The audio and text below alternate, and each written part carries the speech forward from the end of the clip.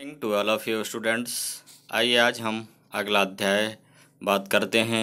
जो अध्याय है आपका 19 और बहुत रोचक बहुत मज़ेदार टॉपिक है सरकारी बजट। क्या? सरकारी बजट और कर निर्धारण, टैक्स का निर्धारण। ठीक है। सरकार का बजट किसका? सरकार का जो बजट होता है उसको बजट किसको कहते हैं? साफ सा बात है, आय व व्यय, आय व व्यय के लेखा जोखा को बजट कहते हैं।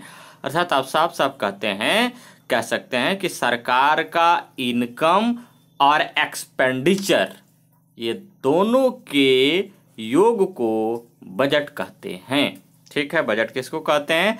तो आय और व्यय के लेखा जोखा को हम सरकार की बजट कहते हैं। सरकारी बजट हम उसे कहते हैं जो सरकार अपने खर्च के लिए पैसा का जो है लिस्ट बनाता है और उनका एक आय का लिस्ट बनता है कि हमारा आता किधर किधर से है।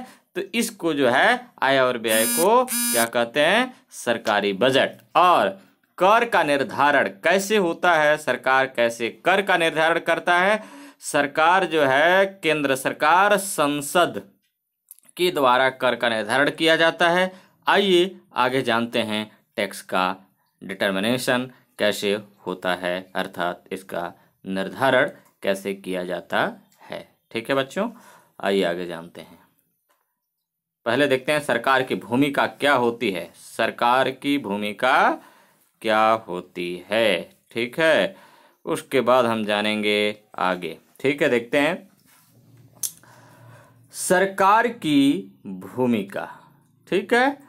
अब देखिए, आधुनिक समाज में सरकार कई महत्वपूर्ण कार्यों के प्रति उत्तरदायी हैं। बिल्कुल सही बात है कि सरकार को कई महत्वपूर्ण कार्यों में उत्तरदायी होना पड़ता है। ठीक है।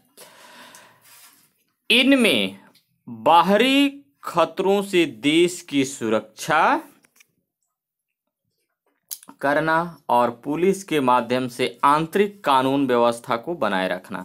क्या करता है पुलिस? आंतरिक कानून व्यवस्था को बनाए रखता है, सुरक्षित करता है। ठीक है।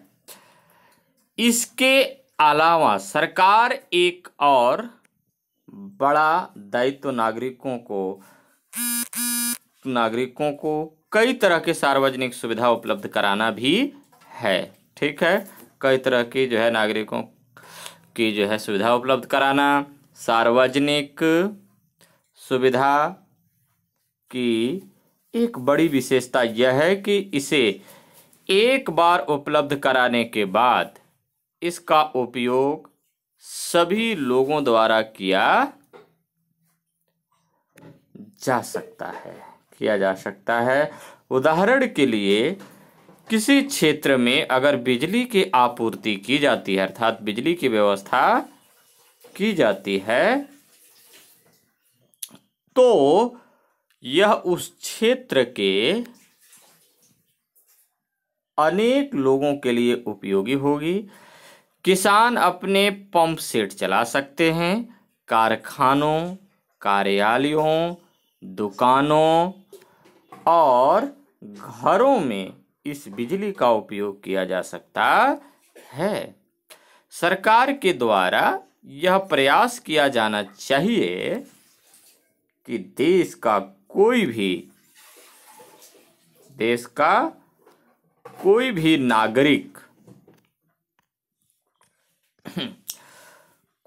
नागरिक सार्वजनिक सुविधाओं से वंचित न हो। इसके लिए इसकी कीमत अधिकांश लोगों की क्रय शक्ति के अंदर रखनी चाहिए ताकि इस सुविधा का लाभ लेने वाले सभी व्यक्ति इसका भुगतान आसानी से कर सके। ठीक है, ये बात है। ठीक, तो ये सरकार का दायित्व बनता है, सरकार की ये भूमिका है। ठीक है बच्चों, आइए आगे देखते हैं। आगे क्या है, ये देखिए सरकार यहाँ पे चावल बांट रही है, देख रहे हैं ना आप। ये देखिए सरकार चावल आटा दे रही है, इधर फैक्ट्री लगाई हुई है ताकि लोगों को रोजगार मिल सके, इधर स्कूल लगा हुआ है बच्चे पढ़ सकें, ठीक है। इस तरीके से इधर देखिए कार्यालय बना हुआ है सरकारी काम करने के लिए, इधर आने जाने के लिए सर्विस सुविधाएं हैं, जो आपका जो है ट्रेन की व्यवस्था है।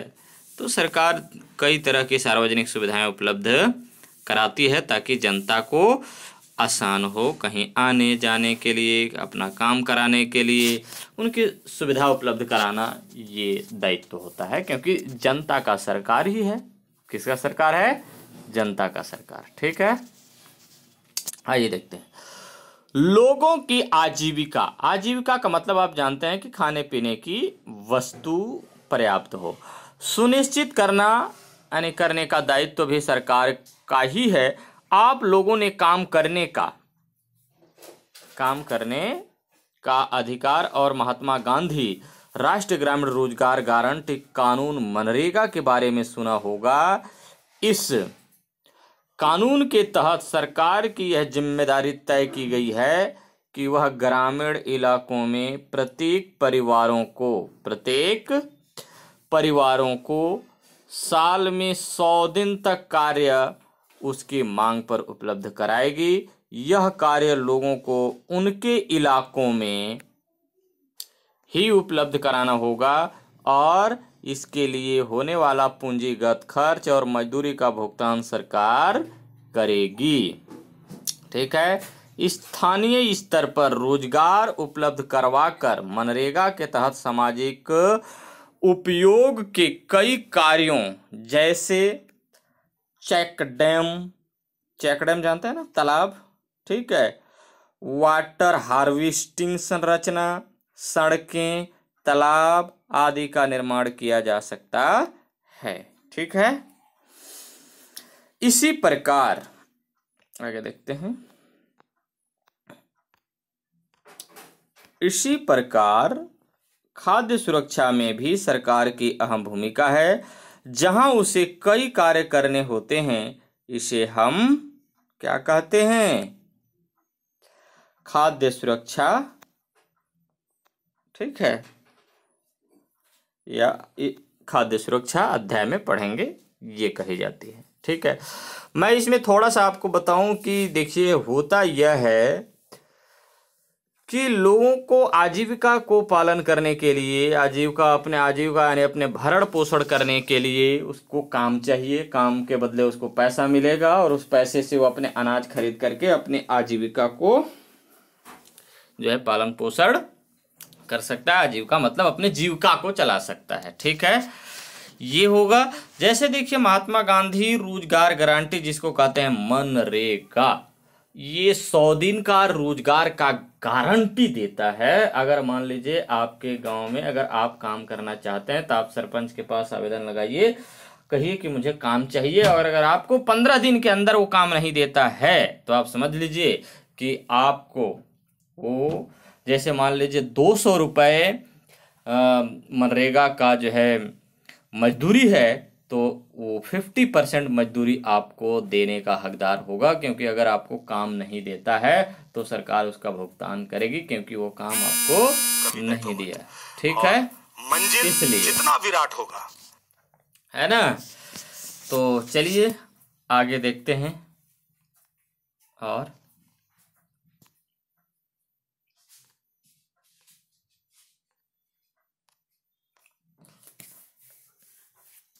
आइए देखते हैं आगे।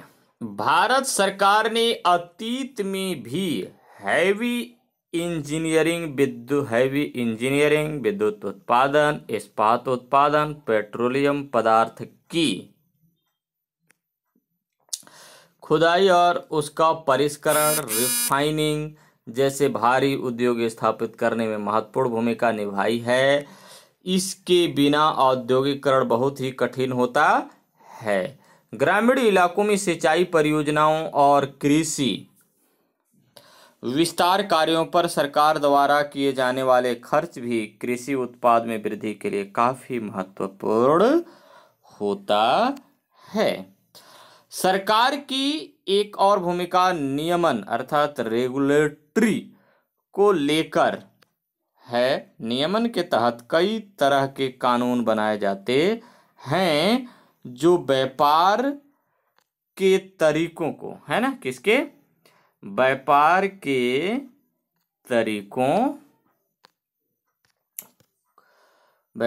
तरीकों, सॉरी थोड़ा ज़्यादा ऊपर हो गया है ना, ऊपर हो गया थोड़ा, यहाँ तक रखेंगे, है ना।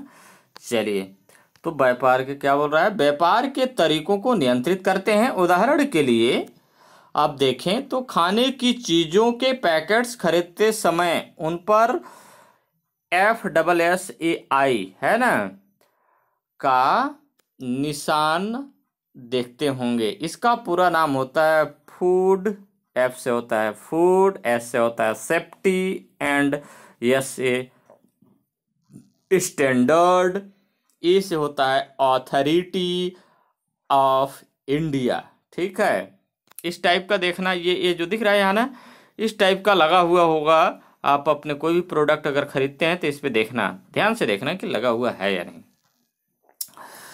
यह इस बात को सुनिश्चित करता है कि विभिन्न दुकानों और कंपनियों द्वारा बेची जा रही खाने पीने की सामग्री एक निश्चित सुरक्षा के मापदंडों का पालन करें।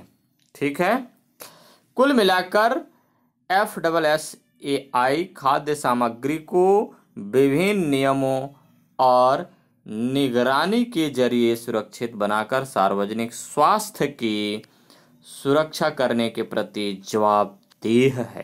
क्या है, जवाबदेह है। ठीक है, इसके तहत खाद्य सामग्री को सुरक्षित रखने के लिए विनिर्माण, संग्रहण, वितरण और उत्पादों की बिक्री के संबंध में नियम बनाए जाते हैं। विभिन्न प्रसंस्कृत खाद्य एवं पेय पदार्थ जैसे चिप्स, नूडल्स, फलों के जूस, सॉफ्ट ड्रिंक्स में मिलाए जाने वाले परिरक्षक, है ना, पदार्थों के मापदंड भी FSSAI के द्वारा ही तय होता है। यह समय समय पर इसके नमूने अर्थात सैंपल भी लेता रहता है ताकि वह इस बात की जांच कर सके कि उसके द्वारा निर्धारित मापदंडों का पालन हो रहा है या नहीं। यह इस बात को भी सुनिश्चित करता है कि सील बंद खाद्य पदार्थों पर उत्पादन एवं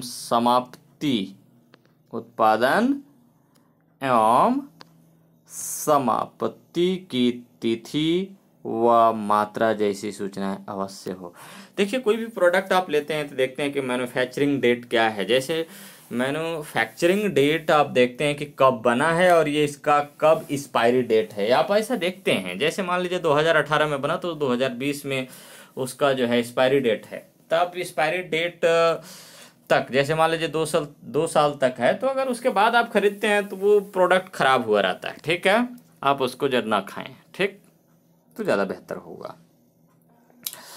ऐसे और भी कई कार्य यानी कई क्षेत्र हैं जहां सरकार नियमन को लेकर अहम भूमिका निभाती है। मुद्रा और साख नामक अध्याय में अब आपने रिजर्व बैंक ऑफ इंडिया अर्थात RBI के बारे में पढ़ा होगा। भारत में यह बैंक सभी व्यावसायिक बैंकों की क्रियाकलापों पर क्या करती है, नियंत्रण रखती है। कौन रखती है नियंत्रण, RBI।